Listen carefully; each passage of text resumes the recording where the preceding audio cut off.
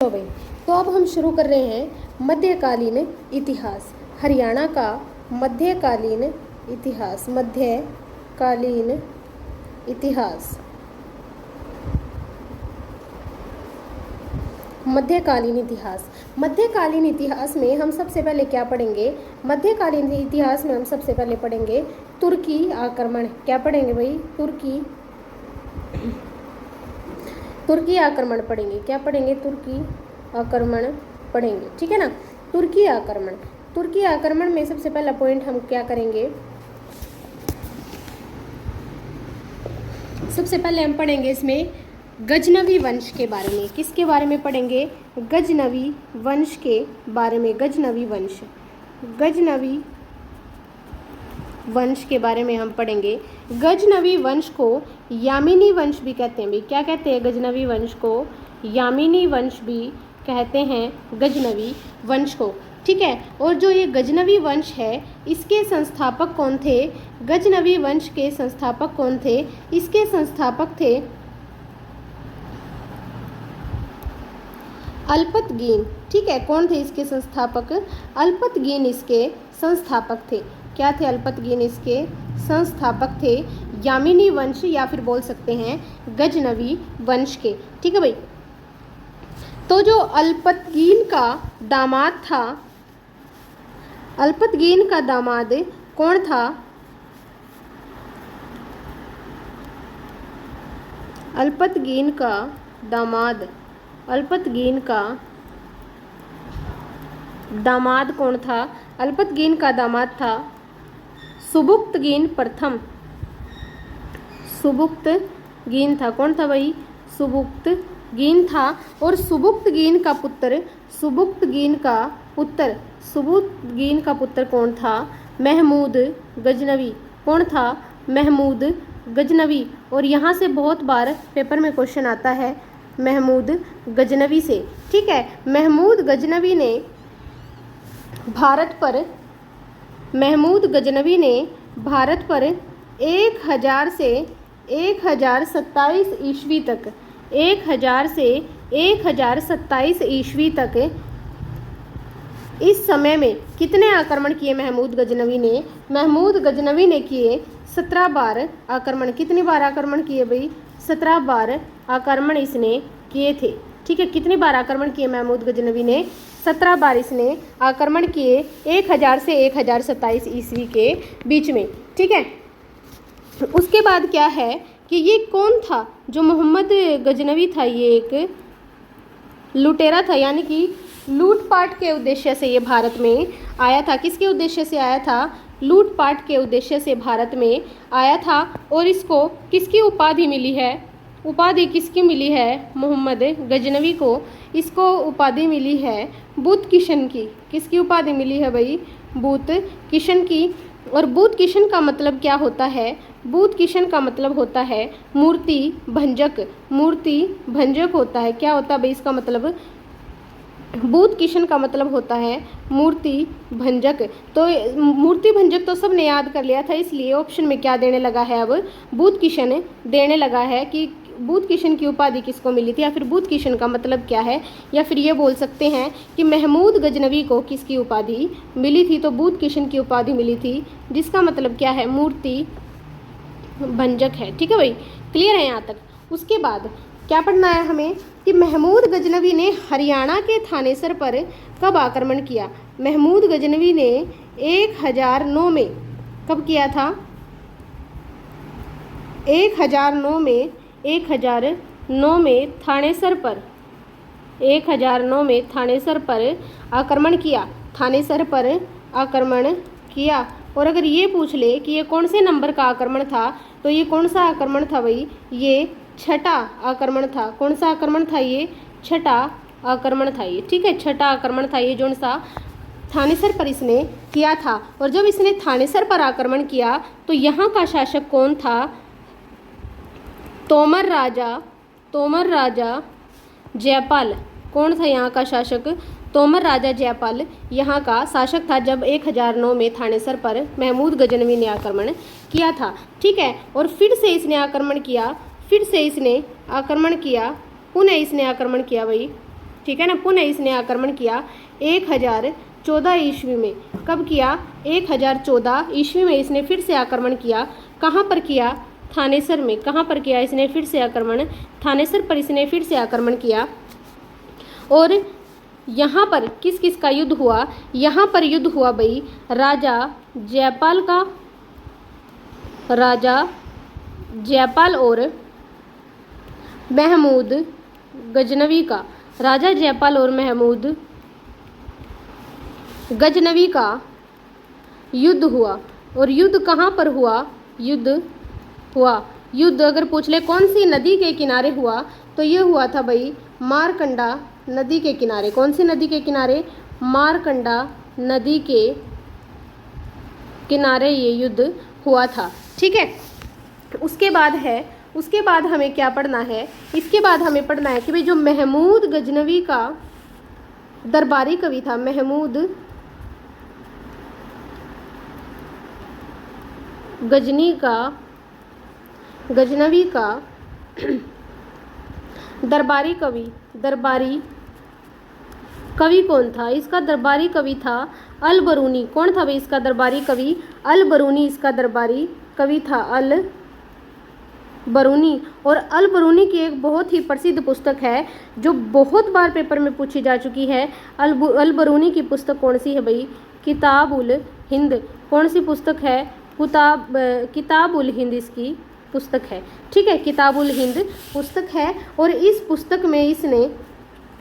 पुस्तक में किसका वर्णन किया गया है?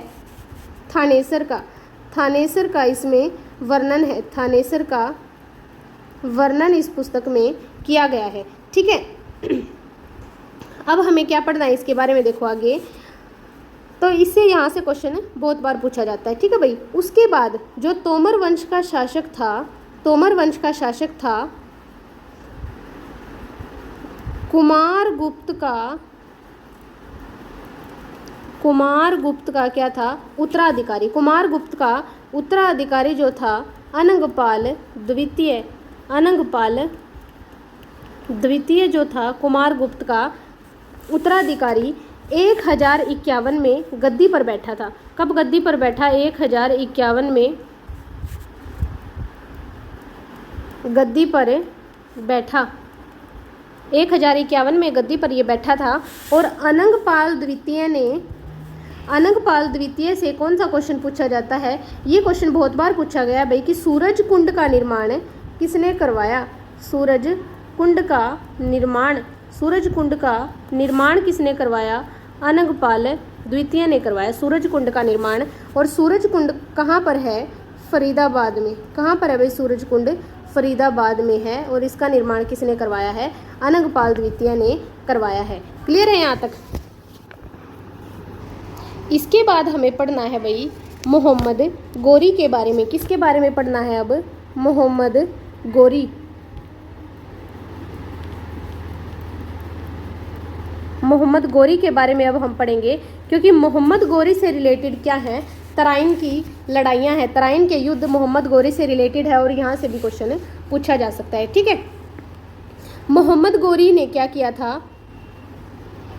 पहले हम देखते हैं कि ये कौन से वंश का था। तो जो मोहम्मद गोरी था ये गोरी वंश का था। कौन से वंश का था? गोरी वंश का था मोहम्मद गोरी। ठीक है भाई। इस उदय कब हुआ था? गोरी वंश का उदय हुआ था 12वीं सदी में। 12वीं सदी में गोरी वंश का उदय हुआ था। और 1191 ईस्वी में तराइन का पहला युद्ध हुआ। 1191 में तराइन का पहला युद्ध हुआ। और ये युद्ध किस किस के बीच में हुआ था? तराइन का जो पहला युद्ध है ये पृथ्वीराज चौहान और मोहम्मद गोरी के बीच हुआ था। पृथ्वीराज चौहान और मोहम्मद गोरी के बीच में हुआ था। और इसमें किसकी जीत हुई थी? इसमें जीत हुई थी पृथ्वीराज चौहान की।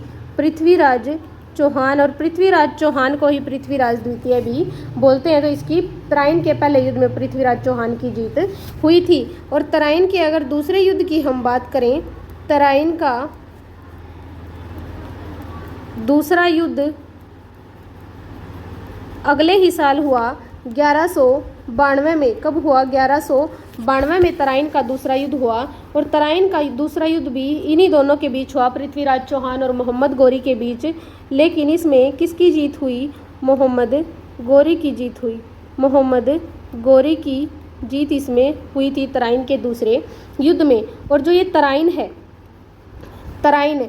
तराइन को वर्तमान में क्या बोलते हैं? तराइन को वर्तमान में क्या बोलते हैं भाई? वर्तमान में इसको बोलते हैं तरावड़ी। क्या बोलते हैं? तरावड़ी। और तरावड़ी कहाँ पर है? करनाल में। कहाँ पर है? करनाल में।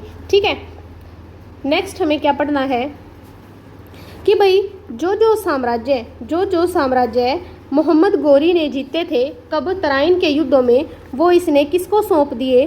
कुतुबुद्दीन ऐबक को सौंप दिए। कुतुबुद्दीन ऐबक को इसने वो सारे के सारा साम्राज्य सौंप दिया कुतुबुद्दीन ऐबक को।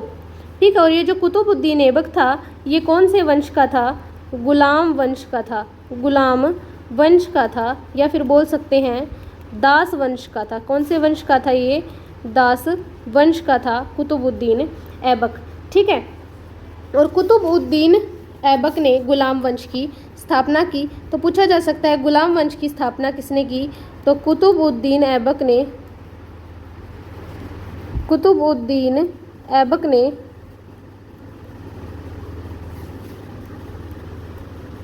गुलाम वंश की स्थापना की। ठीक है, और कब से कब तक इसका शासनकाल रहा? इसका शासनकाल 1206 से 1210 तक रहा था। 1206 से 1210 तक इसका शासनकाल रहा था कुतुबुद्दीन ऐबक का। ठीक है भाई, उसके बाद आया इल्तुतमिश। इल्तुतमिश के बारे में पढ़ेंगे, यानी कि इसके बाद हम इल्तुतमिश से क्वेश्चन पूछे जाते हैं। इल्तुतमिश, क्योंकि 1210 के बाद इल्तुतमिश का शासन था। किसका शासन था? इल्तुतमिश का शासन था 1210 से 1236 तक। 1210 से 1236 तक इल्तुतमिश का शासन रहा। और इल्तुतमिश दिल्ली की गद्दी पर बैठा था भाई। ठीक है, और इल्तुतमिश को दिल्ली सल्तनत का वास्तविक संस्थापक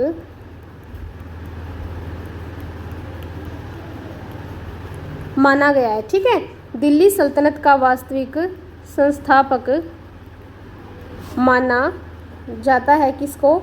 इल्तुतमिश को। क्लियर है यहाँ तक? और ये क्वेश्चन पूछा जा सकता है, वेरी वेरी इंपॉर्टेंट क्वेश्चन।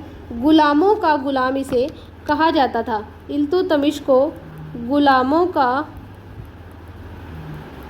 गुलाम कहा जाता था। ठीक है भाई, गुलामों का गुलाम इसको कहा जाता था इल्तुतमिश को। क्लियर है यहाँ तक? अब इसके बाद हमें क्या पढ़ना है? इसके बाद इल्तुतमिश के बाद इसने क्या घोषणा की थी कि भाई मेरे बाद जो उत्तराधिकारी है मेरी, वो कौन रहेगी? रजिया सुल्तान। इसकी पुत्री इसका शासन संभालेगी। रजिया सुल्तान उसका नाम था। क्या था? रजिया सुल्तान। इल्तुतमिश के बाद रजिया सुल्तान ने गद्दी संभाली। अब बात आती कि रजिया सुल्तान एक लड़की होकर के इसने गद्दी क्यों संभाली थी? इसका भाई था, इसके भाई का क्या नाम था? रकनुद्दीन फिरोज। क्या नाम था? रकनुद्दीन फिरोज। और वो क्या था? एक अयोग्य शासक था। अयोग्य वो शासक था, इसलिए शासिका कौन बनी? रजिया बनी। ठीक है भाई, और कब बनी थी ये शासिका? ये बनी थी 1236 में और 40 तक रही थी। 1236 से 40 तक इसका शासन था। ठीक है, जब 14 अक्टूबर 1240 को रजिया की अल्तुनिया के साथ भटिंडा से दिल्ली लौटते समय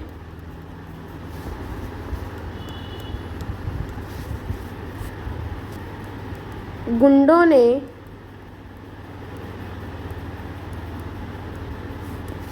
ने क्या कर दी थी? हत्या कर दी थी। ठीक है भाई, गुंडों ने हत्या कर दी थी, गुंडों ने इनकी हत्या कर दी थी बठिंडा से दिल्ली लौटते समय। और कहाँ पर की थी? कहाँ पर, कौन सा स्थान था वो? कैथल में। तो कैथल में किसकी मृत्यु हुई थी भाई? रजिया सुल्तान की मृत्यु हुई थी। और रजिया सुल्तान का मकबरा दक्षिण एशिया का पहला महिला स्मारक है। तो ये क्वेश्चन बहुत ही इम्पोर्टेंट है और पूछा जा सकता है कि रजिया सुल्तान का मकबरा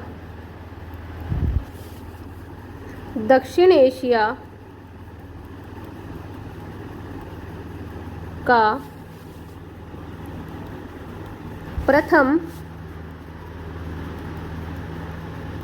महिला स्मारक है। ठीक है, याद रखना है ये आपको, प्रथम महिला ये स्मारक है। उसके बाद हमें क्या पढ़ना है यहाँ हमें पढ़ना है सूरजी अंजन की संधि। सूरजी अंजन की संधि भी पता कर लेते हैं एक बार, कब हुई थी भाई? सूरजी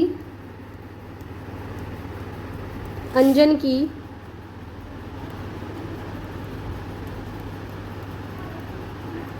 संधि, सूरजी अंजन की संधि कब हुई थी? ये हुई थी 30 दिसंबर 1803 में। कब हुई थी सूरजी अंजन की संधि? 30 दिसंबर 1803 में सूरजी अंजन की संधि हुई थी। ठीक है, उसके बाद हम पढ़ रहे हैं अब ईस्ट इंडिया कंपनी के बारे में। किसके बारे में पढ़ेंगे? East India company. चलो भाई, अब हमें पढ़ना है बलबन। ठीक है, बलबन के बारे में हम पढ़ेंगे पहले। बलबन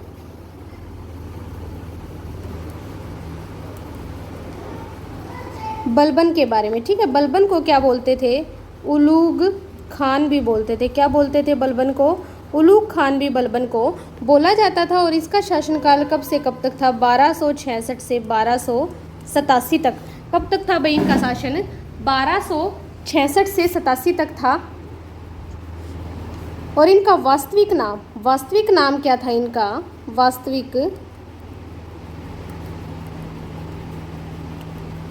वास्तविक नाम क्या था? बहाउद्दीन। क्या था इनका वास्तविक नाम? बहाउद्दीन इनका वास्तविक नाम था। और ये किसका सदस्य था? चालीसा दल का ये सदस्य था। चालीसा दल का सदस्य था ये। ठीक है, बलबन। और इसने क्या किया था? हरियाणा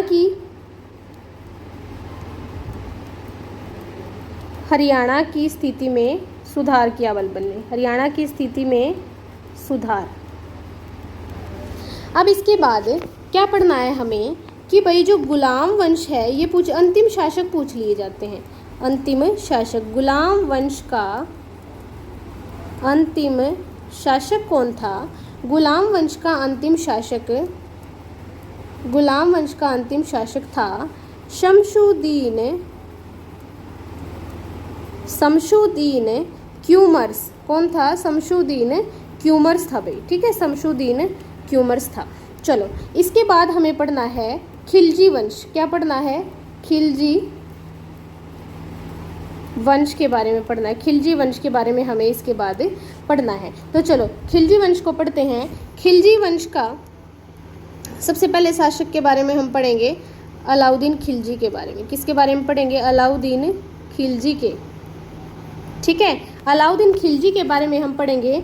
अलाउद्दीन खिलजी का शासनकाल क्या रहा है? 1296 से 1316।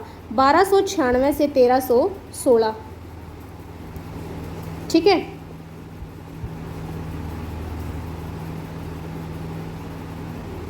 अलाउद्दीन खिलजी है जो, इसके शासनकाल में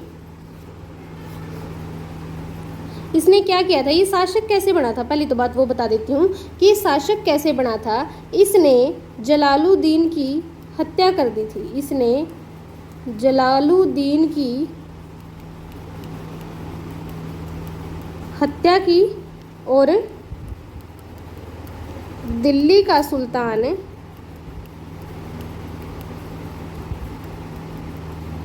बन गया। ठीक है, दिल्ली का सुल्तान बन गया, किसकी हत्या करके? जलालुद्दीन की हत्या करके।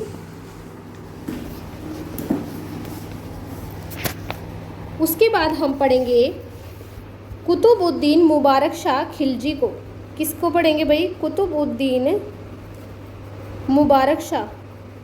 क्योंकि अलाउद्दीन की मृत्यु के बाद कौन शासक बना था? कुतुबुद्दीन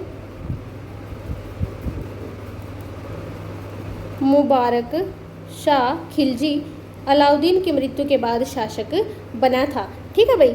और कुतुबुद्दीन मुबारक शाह था, ये किसका शिकार हो गया था? एक षड्यंत्र का, और षड्यंत्र में ये मारा गया। षड्यंत्र का शिकार हो गया था और षड्यंत्र में ये मारा गया था। और इसके बाद सुल्तान कौन बना था? नसीरुद्दीन खुसरो। कौन बना था? नसीरुद्दीन खुसरो क्या बना था? सुल्तान बना था। इसके बारे में, इसके बाद हमें क्या पढ़ना है? तुगलक वंश। क्या पढ़ना है भाई? तुगलक वंश के बारे में पढ़ना है। तुगलक वंश। ठीक है, तुगलक वंश। तुगलक वंश में हमें क्या पढ़ना है? जोना खां गाजी मलिक, जोना खान गाजी मलिक, या फिर ये बोल सकते हैं गयासुद्दीन तुगलक के नाम से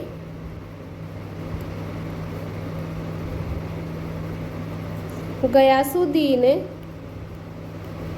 तुगलक के नाम से पहला तुगलक शासन बना था। पहला तुगलक शासक बना था। सीधा सीधा यहाँ से क्वेश्चन क्या पूछा जा सकता है? भी तुगलक वंश का पहला शासक कौन बना था? गयासुद्दीन तुगलक बना था, या फिर बोल सकते हैं जोना खान गाजी मलिक बना था। ठीक है, क्लियर है यहाँ तक? इसके बाद हरियाणा में सबसे पहले इसने क्या किया था? कुओं और नहरों का निर्माण करवाया था। क्या करवाया था इसने? हरियाणा में सबसे पहले कुओं और नहरों का निर्माण इसने करवाया था। ठीक है भाई। और इनके बाद गयासुद्दीन तुगलक के बाद कौन शासक बना था?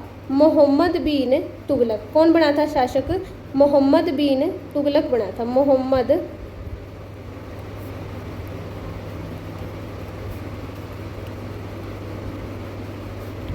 बिन तुगलक शासक बना था। और मोहम्मद बिन तुगलक जब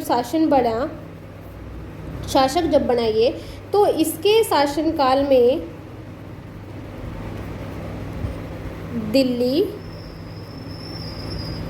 झांसी और सिरसा के जो इक्ते थे प्रसिद्ध माने जाते थे। ठीक है, सिरसा के इक्ते प्रसिद्ध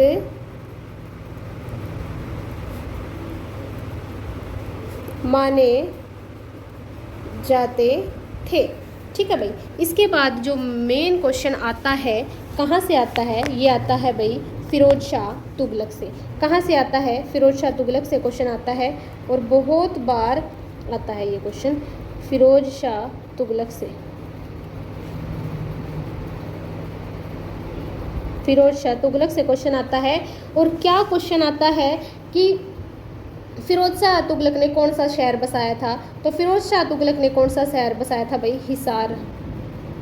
हिसार और फतेहाबाद। हिसार और फतेहाबाद शहर फिरोज शाह तुगलक ने बसाए थे। और इसका नाम फतेह खान के नाम पर रखा था। इसने अपने पुत्र फतेह खान के नाम पर बसाया था, नाम पर। और हिसार को इसने क्या कहा था? हिसार ए फिरोजा। क्या नाम रखा था हिसार का? हिसार ए फिरोजा नाम रखा था। ठीक है। और यहाँ पर हिसार में इसने क्या बनवाया? फिरोज शाह महल बनवाया। क्या बनवाया? फिरोज शाह महल यहाँ पर बनवाया, फिरोज शाह महल। और इसने क्या कहा था कि हिसार जो इसने बनाया है वो एक किले के रूप में बनाया था। किसके रूप में बनाया था? किले के रूप में बनाया था। और इस किले के कितने गेट इसने बनवाए? 4 गेट। 4 गेट बनवाए। पहला गेट कौन सा था भाई? कौन सा गेट था पहला? दिल्ली गेट। कौन सा गेट? दिल्ली गेट, मोरी गेट, नागौरी गेट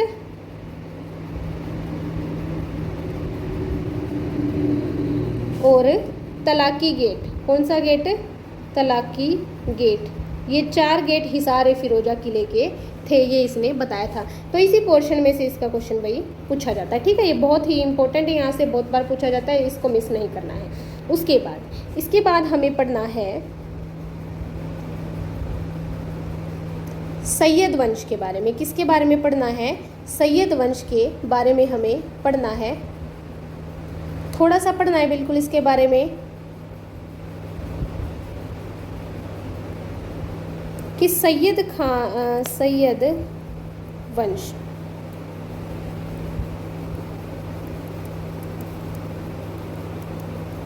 क्या पढ़ना है सैयद वंश में? सैयद वंश में पढ़ना है कि इसकी जो स्थापना है सैयद वंश की किसने की थी। तो सैयद वंश की जो स्थापना है ये किसने की थी? सैयद वंश की स्थापना की थी खिज्र खान ने। खिज्र खान ने सैयद वंश की स्थापना की थी, ये पढ़ना है। और खिज्र खान की मृत्यु के बाद शासक कौन बना था? मुबारक खान बना था। कौन बना था भाई? मुबारक खान। मुबारक खान शासक बना था, खिज्र खान का पुत्र मुबारक खान। और इसने क्या किया था? यमुना के किनारे मुबारकाबाद शहर बसाया। यमुना के किनारे मुबारकाबाद शहर बसाया। ठीक है, इसने क्या किया था? यमुना के किनारे मुबारकाबाद शहर इसने बसाया था मुबारक खान ने अपने नाम पर। ठीक है भाई, उसके बाद हमें पढ़ना है लोधी वंश। और लोधी वंश में सिर्फ क्या पढ़ेंगे? लोधी वंश स्थापना किसने की? लोधी वंश की। लोधी वंश की स्थापना की थी बहलोल लोधी ने। और कब तक लोधी वंश का शासन रहा था? 1451 से 1526 तक। ठीक है भाई, 1451 से 1526 तक लोधी वंश का शासन रहा था। उसके बाद हम पढ़ेंगे मुगल साम्राज्य। क्या पढ़ेंगे उसके बाद? मुगल साम्राज्य हम पढ़ने वाले हैं अब।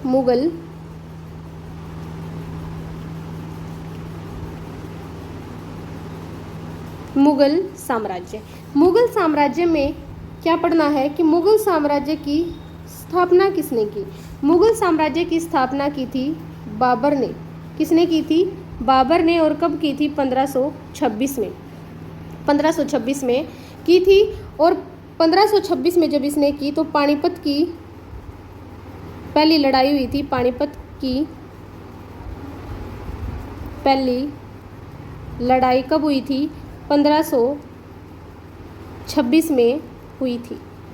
1526 में हुई थी। और किस किस के बीच? बाबर और इब्राहिम लोदी के बीच। बाबर और इब्राहिम लोदी के बीच। और इब्राहिम लोदी को मार करके बाबर ने क्या किया? मुगल साम्राज्य की स्थापना की थी। ठीक है, किसकी हार हुई थी? इब्राहिम लोदी की हार हुई थी। और बाबर के बाद कौन शासक बना था भाई? बाबर के बाद शासक बना था बाबर का पुत्र हुमायूं। कौन बना था? बाबर का पुत्र हुमायूं बना था।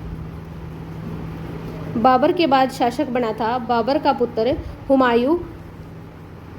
और इसने हुमायूं ने क्या किया था? अपने भाई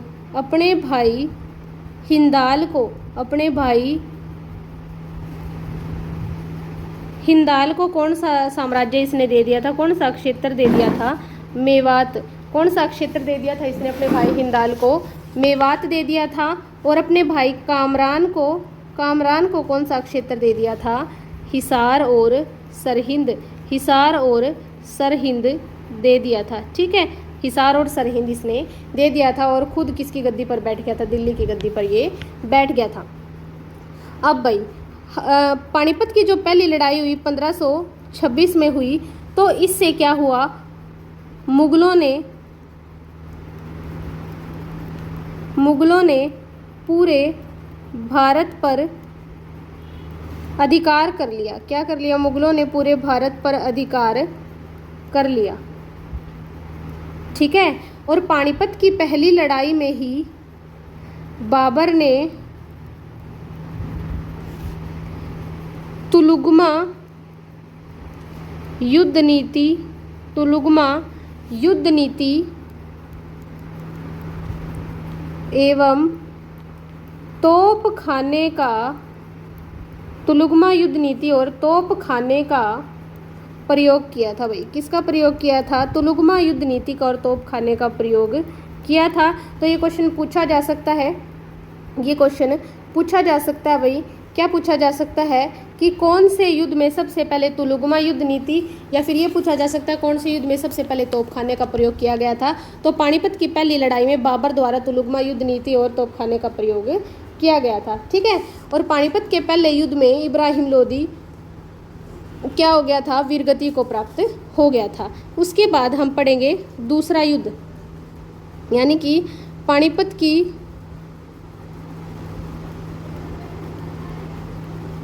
दूसरी लड़ाई। पानीपत की दूसरी लड़ाई कब हुई, पानीपत की दूसरी लड़ाई हुई 1556 में। कब हुई पानीपत की दूसरी लड़ाई, 1556 में हुई। और किस किस के बीच में हुई थी, ये हुई थी हेमू और अकबर के बीच, हेमू और अकबर के बीच ये हुई थी पानीपत की दूसरी लड़ाई।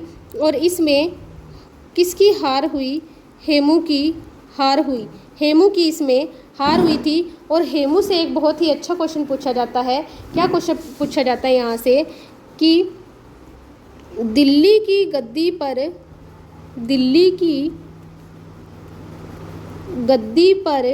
बैठने वाला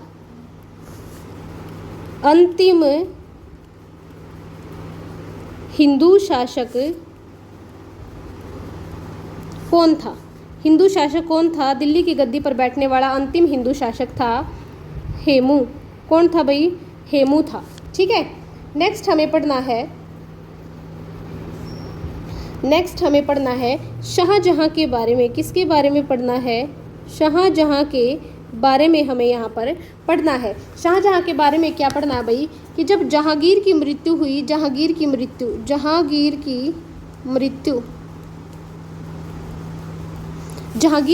कब हुई थी, जहांगीर की मृत्यु हुई थी 1627 में। और जहांगीर की मृत्यु के बाद जहांगीर का जो पुत्र था कौन, शाहजहां शासक बना। शाहजहां शासक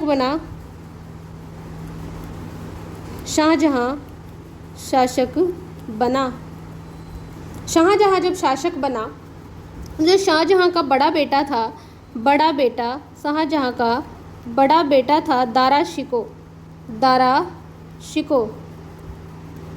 शिको था इसका बड़ा बेटा। और दारा शिको को फरीदाबाद के समीप जो पलवल है, पलवल में अपना ज़्यादा समय बिताता था। कौन बिताता था भाई, दारा शिको बिताता था सबसे ज़्यादा समय पलवल में। इसको वह जगह पसंद थी। ठीक है, और दारा शिको के गुरु का क्या नाम था, यहाँ से अच्छा क्वेश्चन बनेगा। दारा शिको के गुरु का नाम,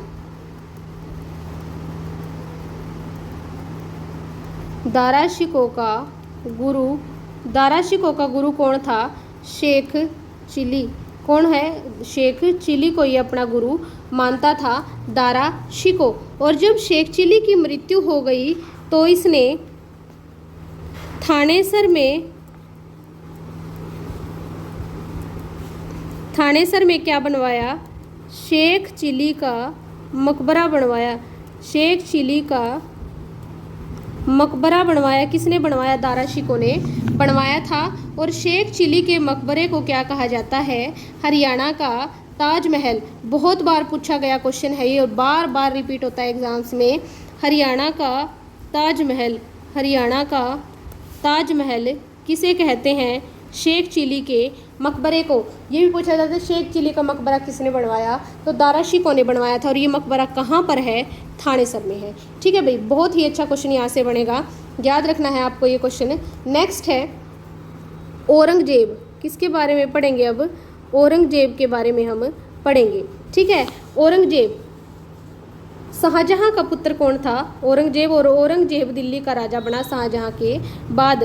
शाहजहां के बाद बना था ये राजा। और इसने क्या किया था? औरंगजेब ने